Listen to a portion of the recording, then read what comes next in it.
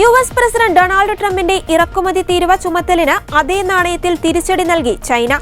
കൽക്കരിയും പ്രകൃതിവാതകവും ഉൾപ്പെടെ യുഎസിൽ നിന്ന് ഇറക്കുമതി ചെയ്യുന്ന വിവിധ ഉൽപ്പന്നങ്ങൾക്ക് 15% തീരുവ ഏർപ്പെടുത്തുന്നതായി ചൈന അറിയിച്ചു. ഇതുകൂടാതെ അന്യായ വഴിയിൽ കുത്തക പിടിക്കുവാൻ നോക്കിയതിന് യുഎസ് കമ്പനിയായ ഗൂഗിളിനെതിരെ ചൈന അന്വേഷണവും പ്രഖ്യാപിച്ചു.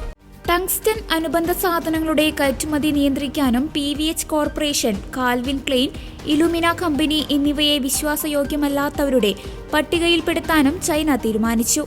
ട്രംപിന്റെ ഏകപക്ഷീയമായ നികുതി വർധനയ്ക്കെതിരെ ലോക വ്യാപാര സംഘടനയിൽ ചൈന പരാതിയും നൽകി. യുഎസിൽ നിന്ന് ഇറക്കുമതി ചെയ്യുന്ന കൽക്കരിക്കും ദ്രവീകൃത പ്രകൃതിവാതകത്തിനും ചൈന 15% തീരുവ ചുമത്തും. അസംസ്കൃത എണ്ണ, കാർഷികാവശ്യത്തിനുള്ള യന്ത്രങ്ങൾ, വലിയ എഞ്ചിനുള്ള കാറുകൾ എന്നിവയ്ക്ക് 10% നികുതി ഏർപ്പെടുത്തും. ഇത് തിങ്കളാഴ്ച നിലവിൽ വരും. യുഎസിന്റെ ഏകപക്ഷീയമായ നികുതി ചുമത്തൽ ലോക വ്യാപാര സംഘടനയുടെ ചട്ടങ്ങളുടെ ലംഘനമാണെന്ന് ചൈനയുടെ സ്റ്റേറ്റ് കൗൺസിൽ താരിഫ് കമ്മീഷൻ കുറ്റപ്പെടുത്തി. ഇത് യുഎസിന്റെ പ്രശ്നങ്ങൾ പരിഹരിക്കാൻ സഹായിക്കില്ലെന്നും ചൈനയുമായുള്ള സാധാരണ സാമ്പത്തിക വ്യവസായ സഹകരണം പോലും തകരാറിലാക്കുമെന്നും കമ്മീഷൻ പറഞ്ഞു. ലോകത്ത് ഏറ്റവുമധികം LNG ഇറക്കുമതി ചെയ്യുന്ന രാജ്യമാണ് ചൈന. എന്നാൽ യുഎസിൽ നിന്ന് കാര്യമായി വാങ്ങുന്നില്ല. 2023 ചൈന ഇറക്കുമതി ചെയ്ത LNGയുടെ 2.3% മാത്രമേ യുഎസിൽ നിന്നുണ്ടായിരുന്നുള്ളൂ. ആധുനിക സാങ്കേതിക വിദ്യാരംഗത്ത് അത്യാവശ്യമുള്ള ധാതുക്കളുടെ കയറ്റുമതിക്ക് നിയന്ത്രണം ഏർപ്പെടുത്തും.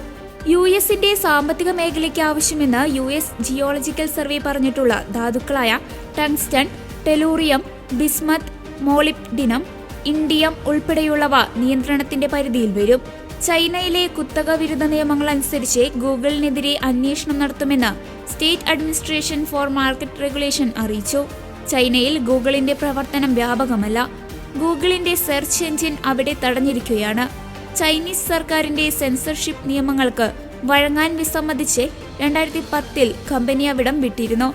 കാൽവിൻ ക്ലെയിൻ, ടോമി ഹിൽഫിഗർ എന്നീ ബ്രാൻഡുകളുടെ ഉടമകളായ PVH ഗ്രൂപ്പ് ബയോടെക്നോളജി രംഗത്ത് പ്രവർത്തിക്കുന്ന ഇലുമിന എന്നീ കമ്പനികളെ ചൈന വിശ്വസിക്കാൻ കൊള്ളാത്ത സ്ഥാപനങ്ങളുടെ പട്ടികയിൽ ഏർപ്പെടുത്തി. ഈ പട്ടികയിലുള്ള കമ്പനികൾക്ക് ചൈനയിലേക്ക് കയറ്റിറക്കുമതിക്കോ അവിടെ പുതിയ നിക്ഷേപം ഇറക്കാനോ കഴിയില്ല.